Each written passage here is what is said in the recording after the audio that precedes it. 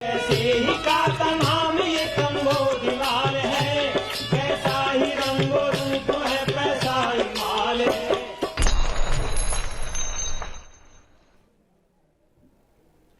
नमस्कार, मैं हूं शुभम शंकधर। आप देख रहे हैं नए समय पर मनी सेंट्रल। जी हां, नए समय को लेकर आपकी जो प्रतिक्रियाएं मिली, जो सराहना मिली, उसके लिए बहुत बहुत आभार, क्योंकि हमने आपके ही सुझाव पर मनी सेंट्रल के टाइम को चेंज किया था। अब आप हर रोज 7 बजे हमसे मनी सेंट्रल में मिल सकते हैं। दिन की बड़ी खबरों पर चर्चा के लिए मेरे साथ स्टूडियो में है मनी 9 के एडिटर अंशुमान तिवारी जी। सर, बहुत स्वागत है आपका। आज के मनी सेंट्रल की शुरुआत वहीं से होगी जहां से कल एंड हुई थी, यानी कि रूस पर जो नए प्रतिबंध आए हैं उनका क्या होगा, वो कितने कारगर होंगे, और इसके बाद हम आपके 4 बड़े सवालों के जवाब देंगे। क्योंकि युद्ध तो रूस में और यूक्रेन में हो रहा है, लेकिन वो क्या हमारी आपकी जिंदगी पर असर डालेगा, क्या उनके असर हमारी जेब पर पड़ेंगे, ये हम जानने की कोशिश करेंगे 4 सवालों के माध्यम से। तो सबसे पहला सवाल कौन सा है? पहला सवाल यह है कि पेट्रोल डीजल की कीमतों का क्या होगा? क्या सरकार एक्साइज ड्यूटी घटाएगी, कंपनीज का बोझ उठाएंगी, या जनता यानी कि आप पर और हम पर इसका बोझ पड़ेगा? सर, दूसरा सवाल कौन सा होगा? दूसरा सवाल यह है कि महंगाई सारे रिकॉर्ड तोड़ेगी, पर वो रिकॉर्ड क्या होंगे? पेट्रोल डीजल की कीमतों में बढ़ोतरी की गणित क्या है, इसके साथ हम समझने की कोशिश करेंगे कि भारत अब किस तरह से 3 अलग अलग तरीके की महंगाई के चपेट में है और इसके कारण कंपनियों के, सरकार के, रिजर्व बैंक के सारे आकलन बदलेंगे। आपकी जेब पर भी इसका असर होगा, आपको भी अपनी बचत और खपत के तरीके बदलने पड़ सकते हैं आने वाले समय में। तीसरा बड़ा सवाल जिसका हम जवाब ढूंढने की कोशिश करेंगे वो होगा बजट से जुड़ा। अभी बजट को आए 1 महीना भी नहीं हुआ और बजट के सारे आंकड़े सर के बल खड़े हो गए। क्या होगा उस कैपेक्स का, क्या होगा विनिवेश का, क्या होगा उन नौकरियों का जो बजट के आसरे जिनकी उम्मीद लगाई गई थी? और अगला सवाल और आखिरी सवाल, महंगाई की दर जिस तरफ जाने का इशारा कर रही है, उसके बाद आपकी बचत का क्या होगा, उन छोटी बचतों का क्या होगा, बैंक में रखे हुए एफडी का क्या होगा, और शेयर बाजारों का क्या होगा जो बुरी तरह थरथरा रहे हैं और शेयर बाजारों में जबरदस्त उतार चढ़ाव दिख रहा है। चलिए, इन सब सवालों के जवाब हम ढूंढें, उससे पहले आप ये जानिए कि रूस में प्रतिबंधों की नई खेप, नई किस्त पहुंच गई है। ये प्रतिबंध कितने कारगर होंगे? सर, कल रूस के 4 बड़े बैंकों पर, जिनके पास करीब करीब 1 लाख करोड़ का रिजर्व है, उन पर बैन लगा दिया गया। रूस की एयरलाइंस पर भी बैन लगा दिया गया, और जिन बैंकों पर बैन लगा उनमें सेवर बैंक, जो वहां का सबसे बड़ा बैंक है, वो भी शामिल है। क्या है सर नए प्रतिबंध, किस तरह हम उनको देखें, समझें, और वो कितने कारगर होंगे? रूस को रोकना तो अब खैर गलती होगा कहने के लिए, रोकना का प्रतिबंध लगाने के लिए। रोकना नहीं, अब तो रूस को सजा देने की बात होगी। 2 चीजें हमें कल दिखाई दी कि एक तो जिस बात की संभावना हमने मनी सेंट्रल की सारी चर्चाओं में शुरुआत से जाहिर की थी कि अमेरिका और नाटो एलाइज रूस पर उतनी सख्ती के साथ आर्थिक हमला नहीं करेंगे जिससे उनके अपने हित प्रभावित होने लगे। और यह बात कल जो बाइडेन ने अपनी प्रेस कॉन्फ्रेंस में कहा कि हम बहुत सख्त प्रतिबंध लेकर आ रहे हैं, लेकिन उनको लगाते समय हमने अमेरिका और बाकी दुनिया के एलाइज के हितों का ध्यान रखा है। मतलब आप समझ सकते हैं कि रूस की एनर्जी सप्लाई और रूस की गैस सप्लाई फिलहाल अभी किसी भी तरीके की प्रतिबंधात्मक कार्रवाई से बिल्कुल बाहर है। यह महत्वपूर्ण बात है। इसके अलावा जो प्रतिबंध आए हैं वो बैंकिंग पर हैं, इस रूस के फाइनेंशियल सिस्टम को दुनिया से अलग करने के लिए हैं, और कुछ इंडिविजुअल्स और कंपनियों पर हैं। बैंकों पर प्रतिबंधों का सिलसिला 2014 से चल रहा है। जो कल जो प्रतिबंध आए उनको मिलाकर शुभम अगर पूरा प्रतिबंधों का, रूस पर लगे हुए सैंक्शंस का की पूरी तस्वीर देखें तो उसमें एक महत्वपूर्ण चीज समझ में आती है कि अब लगभग रूस का दुनिया से लेन देन का, वित्तीय लेन देन का रिश्ता, खासतौर से फाइनेंशियल मार्केट्स में एक्सेस का रिश्ता काफी हद तक सीमित हो गया है, खत्म हो गया है। इन प्रतिबंधों के साथ अब डॉलर में ट्रेड करना, विदेशी बाजारों से पैसे उधार लेना, बॉन्ड जारी करना, अंतर्राष्ट्रीय बाजार के साथ वित्तीय लेन देन करना, ये सारी चीजें रूस के लिए बंद हो गई हैं। और ये चौक बड़ा है, इसे आसानी से नहीं, हल्के में रूस नहीं ले सकता, क्योंकि ठीक इसी तरह के प्रतिबंधों ने 2014 के बाद रूस की अर्थव्यवस्था को तोड़ दिया था।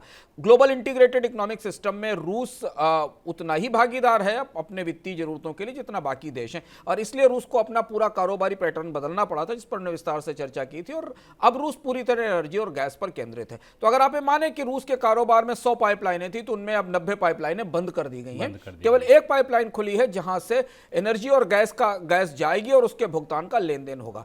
और इसलिए यूरोपियन सरकारों ने और जो बाइडेन ने फिर एक बार स्विफ्ट सिस्टम से रूस को बाहर करने का फैसला नहीं लिया। हालांकि कल बोरिस जॉनसन का एक बयान आया था कि नाटो देशों को और यूरोपियन यूनियन को रूस को स्विफ्ट से इंटरनेशनल बैंकिंग सिस्टम से भी बाहर कर देना चाहिए, पर वो फैसला नहीं हुआ है। तो इन प्रतिबंधों के साथ रूस की फाइनेंशियल पाइपलाइन, रूस की फाइनेंशियल धमनी चोक कर दी गई है, वित्तीय बाजारों से उसके रिश्ते तोड़ दिए गए हैं। अब एनर्जी और गैस मार्केट से उसका रिश्ता बना हुआ है, जिसे बंद करने का मतलब है कि अब अमेरिका और यूरोप के हितों पर भी उसका असर पड़ेगा। सर, एक दूसरी चर्चा कल से शुरू हुई है कि अमेरिका और रूस के बीच साइबर वॉर का कितना खतरा है। साइबर वॉर क्या कर सकता है, क्या अमेरिका थामने के लिए रूस को ये कर सकता है, क्योंकि रूस का भी नाम साइबर वॉर की श्रेणी में अगर आप देखें तो ऊपर ही रहता है। आपको क्या लगता है कि इस चर्चा में कितना दम है? शो में चर्चा शुरू हुई एनबीसी की एक खबर से, जिस खबर में ये कहा गया कि व्हाइट हाउस को स्ट्रेटेजिक एडवाइजर्स ने इस बात का सजेशन दिया है कि रूस पर अगर सीधा हमला न किया जाए तो रूस पर के खिलाफ एक साइबर अटैक किया जाना बहुत ज़रूरी है, ताकि पुतिन को ने जो दुस्साहस किया वो समझ में आ सके। और दरअसल क्या हुआ कि हमारी सारी की सारी जो युद्ध की का फोकस या चर्चाएं थी वो ट्रेडिशनल मिलिट्री पर, वेपन्स पर, ट्रेडिशनल स्ट्रेटजी पर फोकस थी। लेकिन पिछले एक दशक में, खासतौर से 2008 में जॉर्जिया पर हमले के बाद रूस ने साइबर वारफेयर को अपनी आधिकारिक युद्ध व्यवस्था का हिस्सा बना लिया है। बहुत सारे लोगों को जब यूक्रेन की पर रूस के हमले से पहले की घटनाओं की जानकारी मिली, उसे समझने की कोशिश की गई, तो उन्हें वो 1959 की मूवी याद आ गई ऑन द बीच, जो ग्रेगरी पैक की मूवी थी, जहां से जो कोल्ड वार की छाया में बनी थी और उस पर काफ़ी चर्चा हुई थी। लगभग वैसी ही परिस्थिति लोगों को होती दिखाई दी। रूस ने यूक्रेन पर हमले से पहले 170 यूक्रेनियन वेबसाइट को बंद कर दिया था और क्रैश कर दिया था। ये यहां से उस साइबर वार की ताजी घटना की शुरुआत हुई थी। 2008 में रूस ने जॉर्जिया पर हमले के बाद जो उनकी अपनी एजेंसी है, इसका नाम मैं पढ़ रहा हूं, रशियन मेन इंटेलिजेंस एजेंसी, जिसको GRU कहते हैं, उसे इस बात के लिए तैयार किया था कि वो साइबर वारफेयर को अपने युद्ध के तरीकों का हिस्सा बनाए। दुनिया के बहुत कम देश ऐसे हैं जो साइबर वारफेयर का इस्तेमाल करते हैं। ज़्यादातर लोग साइबर सिक्योरिटी के लिए या साइबर सुरक्षा के लिए इसका इस्तेमाल करते हैं। रूस ने कंसिस्टेंटली यूक्रेन पर और बाकी दुनिया के देशों को भी, अमेरिका को भी, रूस के साइबर हैकर्स ने आधिकारिक रूप से सरकारी, ऐसा माना जाता है कि सरकार की मदद से टारगेट किया है।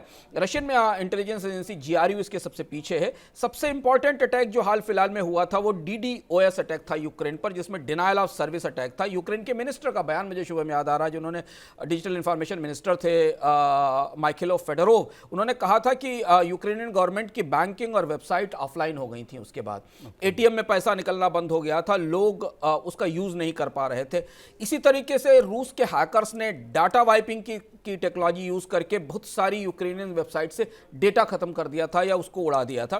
फरवरी 15 में यूक्रेन की साइबर पुलिस ने कुछ लोगों को पकड़ा था जो टेक्स्ट मैसेज भेज रहे थे और उनके अंदर रैंसमवेयर मौजूद था। अभी भी 2015 के बाद से GRU और रूस लगातार अलग अलग रैंसमवेयर के जरिए, डाटा वाइपिंग टेक्नोलॉजीज के जरिए यूक्रेन और दुनिया के बाकी देशों पर हमला कर रहा है। स्थिति कुछ इतनी ज़्यादा खराब हुई थी कि ऑस्ट्रेलिया को रूस को साइबर एड यूक्रेन को साइबर मदद देनी पड़ी थी और यूक्रेन को के अधिकारियों को इस साइबर हमले से बचने के लिए ट्रेन करना पड़ा था। एक और सॉफ्टवेयर की चर्चा अमेरिका में भी रही जिसका नाम नॉटपेत्या था। इसमें ऐसी खबर आई थी कि अमेरिका में GRU के कुछ लोग पकड़े गए थे क्योंकि इसका इस्तेमाल मेडिकल फैसिलिटीज़ को और बैंकिंग फैसिलिटीज़ को टारगेट करने के लिए किया गया था। हमें पता नहीं है कि अमेरिका और रूस के बीच कोई साइबर वारफेयर शुरू होगा कि नहीं होगा, लेकिन बाइडेन जितने दबाव में है शुभम, जैसा लगता है कि बाइडेन को कुछ भी नहीं कर पाए, उनकी आंखों के सामने रूस ने अपनी पूरी विस्तारवादी योजनाओं का अमल कर लिया। उस स्थिति में क्या कुछ क्रिएटिव ढंग से, हाँ एक शब्द का इस्तेमाल किया गया व्हाइट हाउस की उस मीटिंग में कि क्रिएटिव रिटेलिएशन करना चाहिए, तो क्या हम आने वाले समय में रशिया और यूएस के बीच साइबर वारफेयर की परिस्थिति की तरफ बढ़ेंगे? अमेरिका की तैयारियां कितनी हैं हमें पता नहीं है, लेकिन दुनिया के देशों को और बहुत सारे दुनिया के देश जिनकी साइबर सिक्योरिटी वीक है और कमजोर है, उन्हें इसका डर लग रहा है क्योंकि अगर एक बार साइबर वारफेयर शुरू हुआ तो दुनिया में कौन कौन से देश इसकी जद में आएंगे और किस पर इसका हमला होगा। लेकिन ये एक बात है जिस पर हम मनी सेंटर पर रूस की चर्चाओं में अभी तक हमने इस पर चर्चा नहीं की थी, तो आज हमें समझने की जरूरत है। और शायद यही वजह है कि स्विफ्ट को बैन करने के पीछे यूरोपियन देशों के और अमेरिका का डर भी यही है। मेरी कुछ साइबर एक्सपर्ट से बात हो रही थी यूएस में कि उनको डर लग रहा है कि अगर स्विफ्ट से रूस को बाहर किया गया और रूस के हैकर्स ने इस पर अटैक कर दिया तो दुनिया की फाइनेंशियल सिस्टम्स कोलैप्स कर जाएंगे, क्योंकि रूस के हैकर्स की ताकत और क्षमता का अंदाज अमेरिका को भी और यूक्रेन को भी है। तो ये अपडेट है सैंक्शंस, और सैंक्शंस के बाद आगे क्या होगा, क्योंकि हम रोज ये समझने की कोशिश करते हैं कि इस युद्ध में अगला चरण क्या होगा। तो इस युद्ध के अगले हिस्से के तौर पर हम करीब से देखेंगे कि अमेरिका और रूस के बीच क्या किसी साइबर वारफेयर की तैयारी है या कोई साइबर वारफेयर की संभावना बनती है। बिल्कुल। तो ये रूस पर जो प्रतिबंध की अगली खेप पहुंची वो कौन सी खेप थी और उसका असर वो कितना कारगर होगी रूस को सजा देने के लिए, ये हमने अंशुमान जी से समझा। अब आते हैं भारत में और अपने ऊपर इसका असर समझें। उससे पहले आप हर्ष चौहान की एक स्पेशल रिपोर्ट देखिए।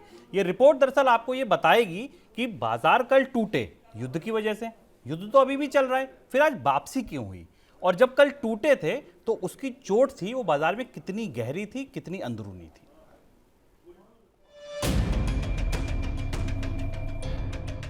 रूस यूक्रेन युद्ध ने भारतीय शेयर बाजार का चेहरा ही बदल दिया। सांस भर कर दौड़ते बाजार के मानो पांव थम गए। महज 10 कारोबारी दिनों में सेंसेक्स निफ्टी 6% से ज्यादा टूट गए। बाजार में 21 लाख करोड़ रुपए से ज्यादा की कमाई डूब गई। मिड कैप स्मॉल कैप पर चोट ज्यादा गहरी थी। मिड कैप इंडेक्स 8% और स्मॉल कैप 11% से ज्यादा टूट गए। बाजार में मुनाफा वसूली चौतरफा रही। सबसे ज्यादा चोट मेटल शेयरों में पड़ी, यहाँ गिरावट 12% की थी। रियल्टी इंडेक्स 11% टूट गए। ऑटो, इंफ्रास्ट्रक्चर, फार्मा हो या एनर्जी या एफएमसीजी, इस गिरावट से कोई अछूता नहीं रहा। बाजार से निवेशकों का भरोसा अब डोलने लगा है। इसका सबूत है इंडिया विक्स में आया उछाल।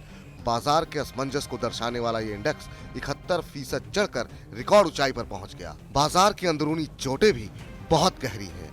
देश की बॉम्बे स्टॉक एक्सचेंज की टॉप 500 कंपनियों में से 487 कंपनियां ऐसी हैं जो अपने 50 दिन के मूविंग एवरेज के नीचे कारोबार कर रही हैं।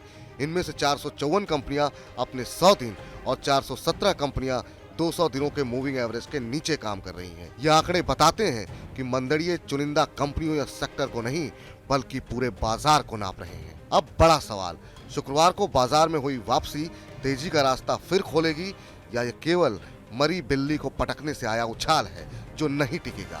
अंग्रेजी में इसे डेड कैट बाउंस कहते हैं। आंकड़े बताते हैं कि युद्ध जैसी किसी घटना की स्थिति में बाजार 8 से 10 दिनों में अपना बॉटम यानी निचला स्तर छू लेता है और इसकी रिकवरी में औसत 37 दिनों का वक्त लगता है। सबसे ज्यादा 87 दिन 2017 में नॉर्थ कोरिया तनाव और 80 दिन अमेरिका में हुए 9/11 की घटना में लगे थे। इन आंकड़ों को देखकर आप कह सकते हैं कि 10 दिन की गिरावट के बाद हम कहीं बॉटम के करीब हैं, लेकिन वापसी में समय लगेगा।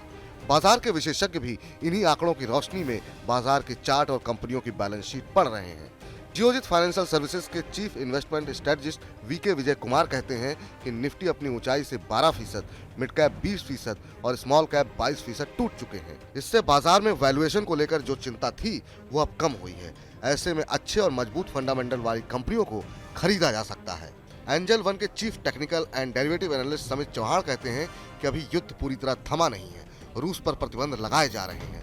फिलहाल 15,800 का स्तर मजबूत सपोर्ट है। इसके टूटने के बाद चिंताएं गहरा सकती हैं। ऊपर की तरफ 16,800 का स्तर मजबूत दीवार है जिसे तोड़ना आसान नहीं होगा। मोतीलाल फाइनेंशियल सर्विसेज के एमडी और सीईओ मोतीलाल ओसवाल कहते हैं, बाजार सस्ता है लेकिन सस्ते से और ज्यादा सस्ते हो जाने की यात्रा इस बात पर निर्भर करेगी कि युद्ध कितने दिन और चलता है। हालांकि कच्चे तेल और कमोडिटीज महंगे हो जाने से बाजार में 10% तक की गिरावट देखने को मिल सकती है। मनी 9 की सलाह है कि अगर आपका नजरिया लंबी अवधि का है तो ये गिरावट अच्छी कंपनियों को खरीदने का मौका साबित हो सकती है। तो क्या कुछ पता चला कि 15,800 नीचे और 16,800, 16,600 ऊपर की तरफ, इस रेंज में बाजार चलेगा। 8-10 दिन लगते हैं बॉटम बनने में, 10 दिन की गिरावट आ चुकी है। 37 दिन औसत लगते हैं, औसतन 37 दिन लगते हैं बाजार को दोबारा रिकॉप करने पे। सर, अब पहला सवाल जो हमने 4 सवाल बात कहे थे और जो टॉप ऑफ द माइंड सब जगह है, खूब कवरेज है, पेट्रोल डीजल का क्या होगा। चुनाव के नजरिए से देखिए, क्रूड के नजरिए से देखिए, बजट के नजरिए से देखिए, हर व्यक्ति के दिमाग में एक सवाल है कि 10 मार्च के बाद या 7 मार्च के बाद पेट्रोल डीजल की कीमतें कितनी बढ़ जाएंगी। शुभम, इसके लिए हमें भारत में जो मौजूदा परिस्थिति नवंबर के बाद पेट्रोल डीजल की कीमतों को लेकर या क्रूड की कीमतों को लेकर बनी, उसे गहराई से समझना होगा और अपनी पीठ मजबूत करने के लिए इस समझ के आंकड़ों के भीतर उतरना होगा, ताकि हम जान सके कि कितनी बढ़ोतरी हो सकती है और सरकार से हम उम्मीद लगा सके कि वो इसको रोकने के लिए कितना प्रयास कर सकती है।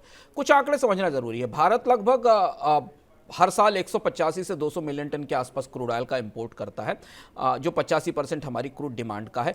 एवरेज प्राइस जो इंडियन बास्केट का है वो करीब 84.67 डॉलर पर बैरल के आसपास है, जो अप्रैल 2021 में $63 था। अगर आप दिसंबर से अभी की परिस्थिति देखें, जिसमें कि हम $100 पर हैं, चूंकि ये रेट इसलिए पुराना है क्योंकि तेल पहले खरीदा जाता है, रिफाइन बाद में होता है और उसके बाद आपके पास आता है, तो कि लैग इफेक्ट के साथ आता है, तो ये बढ़ोतरी और ज़्यादा है, करीब $40 पर बैरल के आसपास की बढ़ोतरी है भारत के लिए कच्चे तेल की कीमतों में। पहला आंकड़ा हम ये पकड़ते हैं, अगर क्रूड ऑयल लगभग $100 पर बैरल के आसपास पहुंच जाता है तो पेट्रोल डीजल की कीमतों में 9 से 14 रुपए की बढ़ोतरी की जरूरत होगी, अगर हम वैट को और बाकी सारे पैमानों को मिला लें। अब हम दूसरा पहलू देखने की कोशिश करते हैं कि इस समय मौजूदा स्थिति में जो आंकड़े हमारे पास उपलब्ध है उसमें शुभम, तेल कंपनियों की अंडर रिकवरी 7 से 14 रुपए के आसपास है। अंडर रिकवरी का मतलब है कि तेल कंपनियां जिस लागत पर तेल खरीद रही हैं उसका कितना हिस्सा वो कंज्यूमर्स को पास ऑन कर रही हैं। नवंबर के बाद से भारत में पेट्रोल डीजल की कीमतें नहीं बढ़ी हैं चुनाव की तैयारी के कारण और आमतौर पर जो पुरानी परंपरा रही है उस हिसाब से भारत में चुनाव तय करते हैं कि आपका पेट्रोल डीजल कितना महंगा होगा, उसे ब्रेंट क्रूड की प्राइस तय नहीं करती। कर्नाटक का सबसे ताजा उदाहरण सामने है। जब मई 2018 में कर्नाटक के चुनाव हुए थे तो पेट्रोल डीजल की कीमतों में बढ़ोतरी रोकी गई थी और उसके बाद लगातार 16-17 दिन तक पेट्रोल डीजल की कीमतों में बढ़ोतरी हुई थी।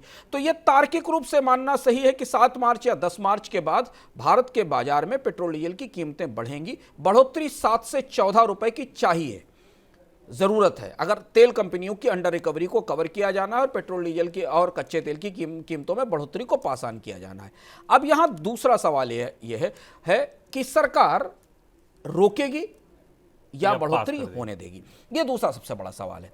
भारत की सरकार के पास विकल्प क्या हैं, हमें समझना जरूरी है। मान लीजिए हम हाइपोथेटिकली माने कि भारत में पेट्रोल और डीजल की कीमतें 9 से 10 रुपए बढ़ाई जानी है या 10 से 12 रुपए बढ़ाई जानी है, तो उसके 3 हिस्से हो सकते हैं। एक हिस्सा वो जिसे तेल कंपनियां उसका बोझ उठाएं, यानी तेल कंपनियां कुछ उसका वजन अपने सर पर लें और अपने नुकसान बर्दाश्त करें जो पहले की प्रक्रिया में होता था। कुछ हिस्सा सरकार के पास जाए और जिम्मेदारी ले और कुछ चीज लोगों को बढ़ोतरी ट्रांसफर की। लोगों को बढ़ोतरी ट्रांसफर करना रोका जाना चाहिए क्योंकि महंगाई बाकी भी चरम स्थिति पर है। और उस आंकड़े के हिसाब से शुभम देखा जाए तो हमारे पास एक एसबीआई रिसर्च का डेटा उपलब्ध है। उस हिसाब से अगर सरकार पेट्रोल डीजल की कीमतों में बढ़ोतरी को रोकने के लिए एक्साइज ड्यूटी में रियायत करती है तो लगभग 1 लाख करोड़ रुपए के आसपास का लॉस इस अगले वित्त वर्ष में 2023 में होगा, क्योंकि मार्च खत्म होने वाला है। क्योंकि सरकार को लगभग 8,000 करोड़ रुपए का अगर ये कटौती मान लीजिए छोटी सी भी होती है तो करीब 8,000 करोड़ रुपए का लॉस प्रति महीने सरकार को होगा। पेट्रोल डीजल की कीमतों में बढ़ोतरी रोकने से होगा, यानी 1 लाख करोड़ रुपए का नुकसान सरकार को उठाना पड़ेगा। सरकार क्या इस नुकसान को उठाने को तैयार होगी? सरकार इसमें कितना नुकसान उठाएगी और कितना हिस्सा कंपनियों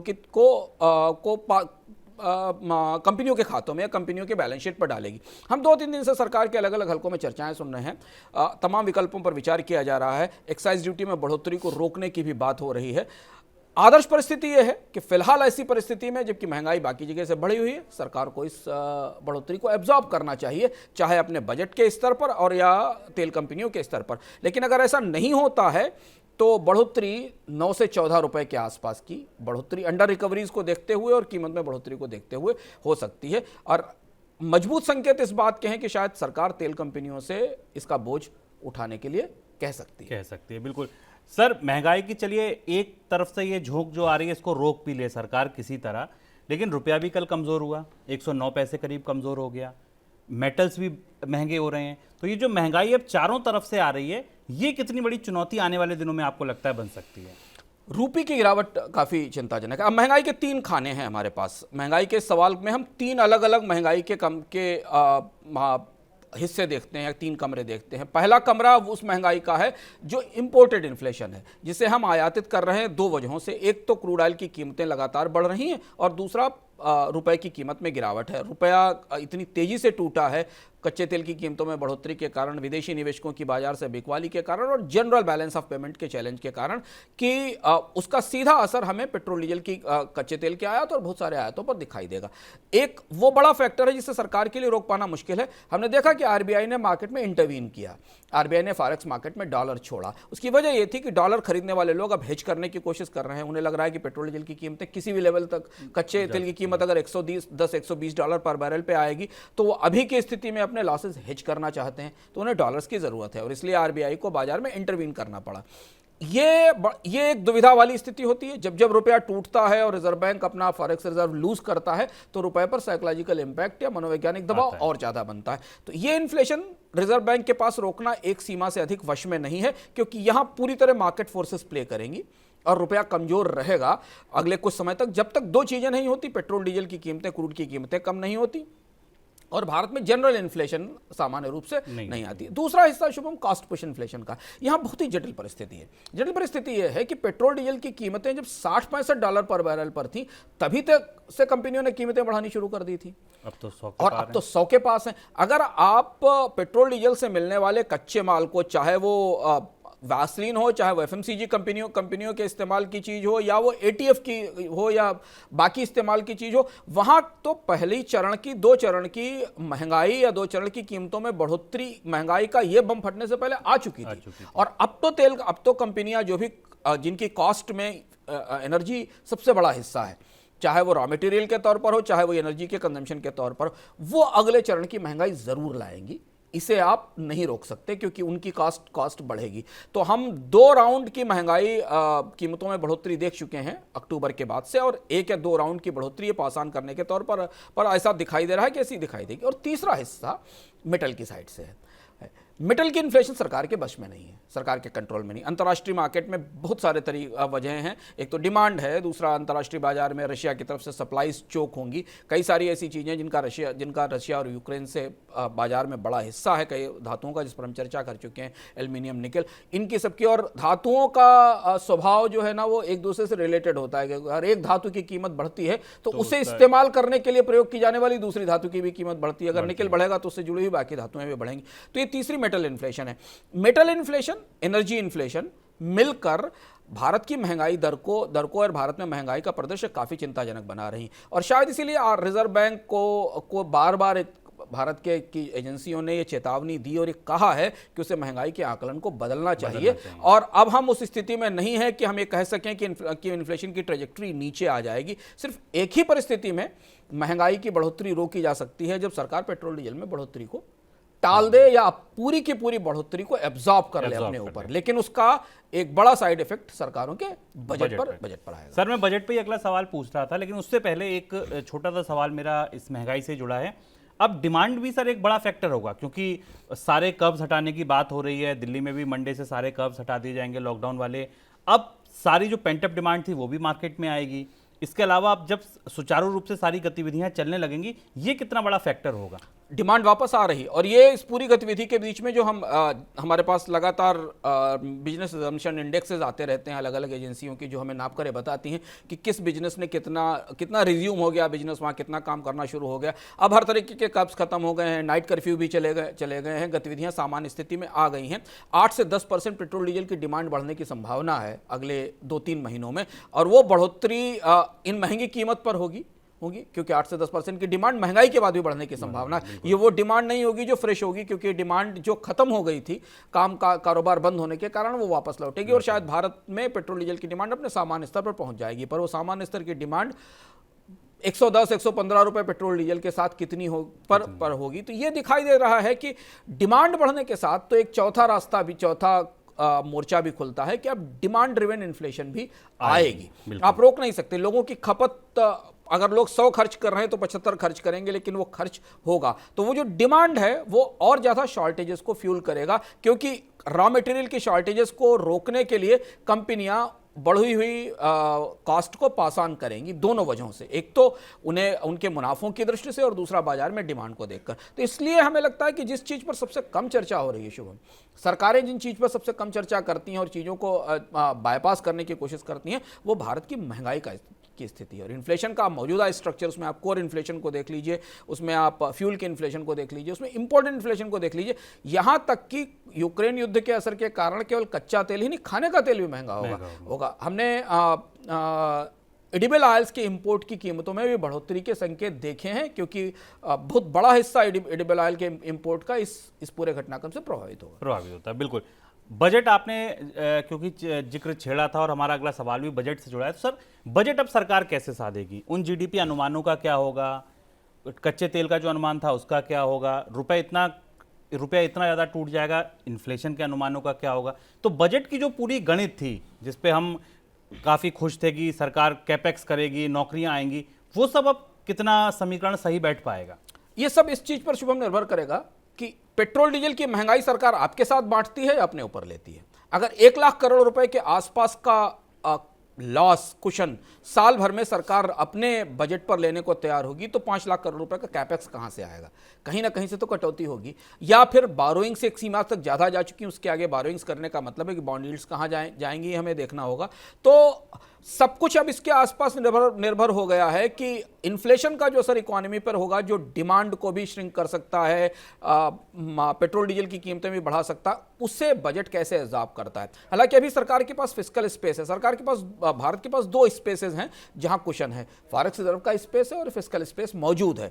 लेकिन इसके बाद भी बजट के वो सारे आयाम, वो सारी चीजें एक किस्म से सरकेबल खड़े हो गए हैं, क्योंकि अगला पूरा 3-4 महीना 5 महीने भारत की सरकार के एक अजीब किस्म की फायर फाइटिंग में जाने हैं। वो ऐसी फायर फाइटिंग है जिसमें महंगाई से भी जूझना होगा।